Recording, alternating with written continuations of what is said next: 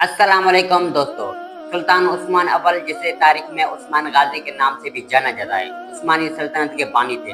उनके हुकूमत, जरात और क़यादत ने एक ऐसी सल्तनत की बुनियाद रखी जो कई सदियों तक दुनिया के बेशतर हिस्सों में असर और रसूख रखती थी।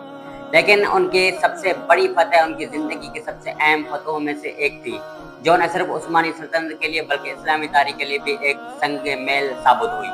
उस्मान अव्वल 1258 ईस्वी के करीब एक छोटे से कबीले काई कबीले खानदान में पैदा हुए। उस जमाने में तुर्किस्तान के इलाके में सल्जुक सल्तनत का असर और रसूख था और कई तुर्क कबाइल मुख्तलिफ हिस्सों में आबाद थे। उस्मान अव्वल के वालिद का नाम अर्तुगरुल गाजी था, जो एक अहम जंगजू और कबीले के सरदार था। अर्तुगरुल गाजी ने अपने बेटे उस्मान को बचपन से ही जंगी की महारत सिखाई और उसे इस्लामी तालीमत पर भी अबूर दिया। उसकी तरबियत में उसके वालिद का किरदार नहायत अहम था, क्योंकि अर्तुगरुल गाजी ने उस्मान को अपने जमाने में सबसे बड़ी ताकत, ईमान और हिकमत से वाकिफ कराया। उस्मान ने अपने वालिद के इंतकाल के बाद 1281 ईस्वी में अपने कबीले की क़यादत संभाली। उस वक्त सल्जुक सल्तनत कमजोर हो चुकी थी और बेशुमार तुर्क कबाइल एक दूसरे के खिलाफ जंग कर रहे थे। उस्मान की क़यादत में काई कबीले ने नए इलाकों को फतह करना शुरू किया। उनकी सबसे बड़ी हिकमत ये थी कि उन्होंने हमेशा अपने दुश्मनों को तकसीम करने के लिए हिकमत अमली अपनाई।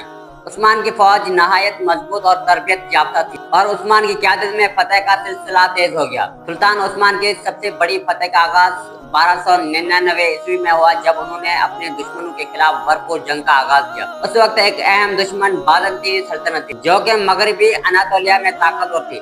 उस्मान के हिकमत अमली ने दुश्मनों को हैरत में डाल दिया। उस्मान ने अपनी फौजों को इस बात की तालीम दी कि जंग सिर्फ ताकत से नहीं बल्कि हिकमत और अकल से जीती जाती है। उन्होंने अपने सिपा सालारों के साथ मशवरा करके दुश्मनों के कमजोर पहलुओं को निशाना बनाया।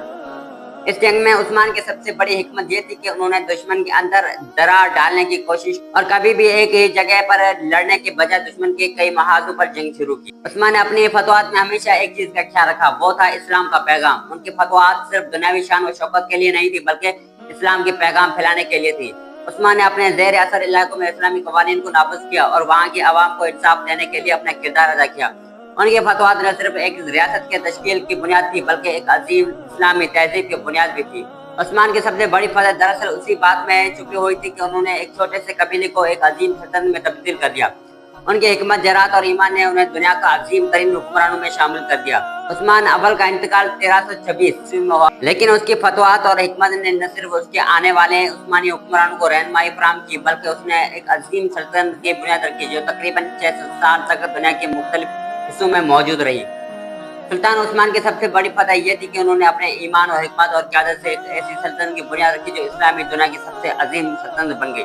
उनके हिकमत अमलियों और फतवात ने न सिर्फ एक कौमी रियासत के जन्म दिया, बल्कि एक नई इस्लामी तहजीब का आगाज भी हुआ।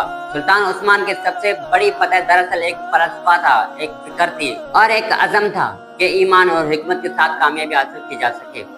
उस्मान अव्वल का नाम हमेशा तारीख में सुनहरी हुरूफ से लिखा जाएगा, क्योंकि उन्होंने अपनी जिंदगी में एक ऐसी सल्तनत की बुनियाद रखी जिसने दुनिया के मुख्तलिफ हिस्सों में इल्म, अदल और इंसाफ का परचम बुलंद किया। उनकी फतह ने न सिर्फ एक अजीम सल्तनत को बुनियाद दिया, बल्कि इस्लाम के पैगाम को भी आलमी सतह पर फैलाया। उस्मान अव्वल का किरदार आज भी हमारे लिए सबक है कि हकीकी कामयाबी सिर्फ एक हिकमत और इखलास के साथ ही हासिल की जा सकती है। उनके फतवात ने न सिर्फ उनके दौर के लोगों को बल्कि आज के दौर के मुसलमानों के हुक्मरानों के लिए भी रहनुमाई का निशान है। उस्मान अव्वल का किरदार आज भी हमारे लिए सबक है कि हकीकी कामयाबी सिर्फ ईमान, हिकमत और इखलास के साथ हासिल की जा सकती है।